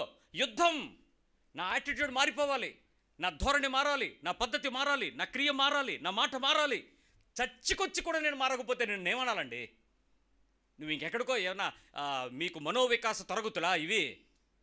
ఆత్మీయ తరగతి కదా. అక్కడికి వచ్చి కూడా నా మార్పు లేదంటే something we have to pity for the church. Parking దగ్గరికి వెళ్తే గొడవ, చర్చికి వచ్చినాడు ఎందుకు గొడవ పడతాడు? సహోదరుడితో పడతాడు, ఆ చెప్పుల దగ్గర గొడవ పడతాడు. ఎందుకు ఆ అల్లరి? నీచ కార్యాలకు పరుగులేంటి? ఏంటి నీలో మార్పు? ఆలోచిస్తున్నారా? ఆవిడ చేస్తున్న యుద్ధం చూస్తే నేను అన్నాను, ఈ కుటుంబాన్ని నేను చాలా ప్రేమిస్తాను. ఎందుకంటే ఈయన ఆవిడతో పదాలలో నుంచి పౌరుషం కలిగించే, రోషం కలిగించే, శక్తివంతమైన, బలవంతమైన గుణపాలు, కత్తులు దింపేస్తాడు. కత్తిపోటు వంటి మాటలు కలవైనవి. ఆవిడ ఒకటే అంటది, ఆయన నా భర్త బ్రదర్, ఈజ్ మై హస్బెండ్. నా పాస్టర్ గారు నాకు పెళ్లి చేసేటప్పుడు చెప్పాడమ్మా, ఆయన కోపదారి, ఆయన బలహీనుడు, నువ్వు నీ ప్రేమ చేత అతను సాధించుకో, అంతేగాని ఏ రోజు కూడా కఠినంగా ప్రవర్తించి క్రీస్తునామానికి అవమానం తేకమ్మా అని చెప్పాడట. చేతిలో చేపెట్టినప్పుడు ఆయన. అయిపోయింది. నేను ప్రమాణం చేశానన్నా, ఎలా వదిలేస్తాను తమ్ముడు? That's all. ఒక నిబంధన దేవునితో మార్చుకోవడానికి నువ్వు దాన్ని ఇంకేదో రకంగా చేయడానికి కుదరదు. పడుండు. సంఘము క్రీస్తుని ప్రేమించింది, క్రీస్తు సంఘాన్ని ప్రేమించాడు. వాక్యమును నువ్వు అర్థం చేసుకునే కొద్దీ నువ్వు దేవుని ప్రేమిస్తుంది. సంఘం దేవుని ఇష్టాన్ని కోరుకుంటుంది, దేవుని మనసును వెతుక్కుంటుంది, దేవుని కొరకు కోల్పోతుంది, దేవుని కొరకు నశించిపోయిన దాన్ని వెతికి రక్షించడానికి వచ్చిన యేసు ప్రభు కోసం ఎదురు చూస్తుంది. ఆ దుఃఖంలో యుద్ధం కలిగి ఉన్నావా నువ్వు? నిజమైన ఫైట్ నువ్వు ఎప్పుడైనా చూసావా? ఆ పనులు మానాలి, ఆ పనులు నేను చెయ్యను, నా దేవునికి ఇష్టం ఇది, దాని కొరకు నా హృదయం పూర్వకంగా నా ఆలోచన మారాలి, నా ధోరణి మారాలి, నా ఉద్దేశాలు మారాలి, నాకున్నటువంటి ఆ ఇన్ఫ్లుయెన్సెస్, నా ప్రభావాలు మారాలి, మిక్కిలి నా ప్రతిభ మారాలి, నా ఇంటలెక్చువల్స్ అన్నీ మారాలి. మార్పు ఎక్కడొస్తుందో నాకు అర్థం కావట్లేదు. చాలామంది సంఘానికి రావడం అనట్లేదు, మార్పు లేకుండా ఉండడము అలాగే ఉంటున్నారు. ఏమీ చేంజెస్ లేవు. అయితే ఇక్కడ చేంజెస్ లేవు అని నేను మీ మీద నిందారోపణ చేస్తున్నందుకు మీకు నా మీద కోపం రావచ్చు, కానీ ఒక విషయంలో చేంజ్ కనపడుతుంది. ప్రతిరోజు మారాలి అనే ఆశ తప్ప ఇంకేటి కనపడదు నాకు. సంఘంలోకి వచ్చే వాళ్ళందరూ చెప్పే ఒకటే మాట, మేము మారాలి, నేను మారాలి, నేను మారాలి, ప్రార్థన గట్టి చేసుకో. ఎవరిని? మీరు మారడానికి నేను గట్టిగా ప్రార్థన చేసుకోవాలి అంతే. నిజంగా చెప్పండి, మీ పక్కన అడగ నీకు మారాలని లేదా అని అందరూ తల్లూపుతారు ఉన్నాయని. మరి మారారా అని అడిగితే ఏం చెప్తారు? అదే సార్ యుద్ధం అంటే. నువ్వు గెలవలేవు, ఓడిపోలేవు, రాజీ పడలేవు, అలాగని వదిలేసి దేవుని విడిచిపెట్టి ఇంకెక్కడికి వెళ్ళలేవు. నేను దేవునితోనే బతుకుట క్రీస్తే అంటే అది. అంతేగాని ప్రార్థనలకు సమాధానాలు వచ్చేసి అంత హ్యాపీగా ఉండి ఏది కావాలంటే అది వచ్చేస్తూ ఏ నిమ్మళంగా ఉన్నావు అని అంటే, నేను మొన్న ఒక క్యాప్షన్ చదివినప్పుడు అది పెడితే నాకు బాధ అనిపించి చాలామంది దాని మీద రకరకాల విషయాలు నాకుతో చెప్తున్నారు. నిజంగా నీకే ప్రాబ్లం లేదు, సంతోషంగా, సమాధానంగా, ఆత్మీయంగా, ఆనందంగా ఉన్నావు అని అంటే, ఎవడైతే బాగా దుఃఖంలో ఉన్నాడో ఇష్టపూర్వకంగా సమాధానంగా వెళ్ళి ఆడి బాధలో బాటా పంచుకో, ఎత్తుకో నెత్తికి సిలువ. నేను హ్యాపీగా ఉన్నాను సార్, నాకే ప్రాబ్లం లేవు, నీకేమైనా ఉందా నాకు ఇవ్వు. అప్పులు కాదు, ఇది ఎవడైనా పంచుకుంటాడు, అది కాదు. వాడి ఆత్మీయ బాధ, ఆత్మీయ దుఃఖంలో, నానా నువ్వు నిమ్మళంగా ఉండు, నేను నీకోసం ప్రార్థన చేస్తాను, నేను దుఃఖం సలుపుతాను, నేను నీ గురించి ఉపవాసం ఉంటాను, నేను పంచుకుంటాను నీ దుఃఖంలో, నీ పక్కన నేను ఉంటాను, కంగారు పడుకో, కలవరపడుకో, భయపడుకో, నిబ్బరంగా ఉండు. దేవుడు ఆ మాట చెప్తాడు, నువ్వు ఎందుకు చెప్పలే? ఆయన ఏమన్నాడు? నిబ్బరం కలిగి ధైర్యంగా ఉండని చెప్పాడా లేదా? అలా నువ్వెందుకు చెప్పలేవు? నువ్వెందుకు పాట పంచుకోలేవు? ఆ మాట చెప్పిన తర్వాత చెప్తున్న వాళ్ళకి, నాతో మాట్లాడుతున్న వాళ్ళకి నేను చెప్తూ ఉంటే, అయ్య బాబాయ్ అంత దూరం మేము వెళ్ళలేదండి. ఎప్పుడు వెళ్తావు మరి? నీ ఇంట్లో నీ ముందు కొన్ని యుద్ధాలు నీ ముందు ఉంటాయి, కొన్ని పోరాటాలు నీ ముందు ఉంటాయి, కొన్ని పరిస్థితులు నీ ముందు ఉంటాయి. కమాన్, ట్రై చేయి అక్కడ గెలవటానికి. ప్రభుని అడుగు, ప్రభు ఇది వద్దు, ఈ విషయంలో నేను చేయను, నేను ఖచ్చితంగా గెలుస్తా, దీని నుంచి విడుదల పొందుతాను, నువ్వు నాకు సహాయం చేయి, నా ఆలోచన మార్చు, నా ధోరణి మార్చు, నా క్రియలు మార్చు, నాలో నుంచి వచ్చే ప్రభావాలు మార్చు. ఎట్టి పరిస్థితుల్లో నేను మార్చుకుంటాను ప్రభా, నీకు ఇష్టమైందే చేస్తా, నాకు నచ్చింది నేను చేయను, లోకం మెచ్చింది నేను చేయను, అందరికీ ఒప్పుకుంటే దానివైపు నేను చూడను, నీకు ఇష్టం కాబట్టి నేను చేస్తాను ప్రభా. నా చేతులను బలపరచు, నా కాళ్ళని నిలబెట్టు, నా మోకాళ్ళని సడిలిపోకుండా నిలబెట్టు, నా నడుముకి నడి కట్టు, నా చేతులు నీ వైపు ఎత్తుకుంటాను, పట్టుకో. ఎప్పుడైనా ఏడ్చావాలా? నీకు కావాల్సిన వాడి కోసం దేవుడిని బలవంతం చేయడం ఏంటండి? దేవునికి కావాల్సిన దానికోసం నువ్వు బలవంత పడాలి. కానీ ఆలోచించు, సంఘములోనికి వచ్చిన సంవత్సరాల తర్వాత నీ లోపల జరగాల్సిన సరైన మార్పు జరగకపోతే నీ ప్రజెన్స్ వల్ల సంఘం నష్టపోతుందని ఖచ్చితంగా చెప్పగలను. నీ ఉనికి వల్ల సంఘానికి నష్టమే కలుగుతుంది. పౌలు ఏడ్చినది పీరియడ్ కొంచెమే, కానీ ఈరోజు నేను ఏడుస్తున్నది కొన్ని సంవత్సరాల సంఘంలో ఈ మార్పులు రాకపోవడాన్ని చూసి. There is something change. ఈరోజు ప్రభులో నేనేదో మారాలని నీకు అనిపిస్తే ఖచ్చితంగా పరిశుద్ధాత్మ దేవుడు పనిచేస్తాడు. తలలు వంచు, హృదయాన్ని దేవుని వైపు తిప్పు. నీ నోట్లో మాటలు వస్తే దేవునితో మాట్లాడు.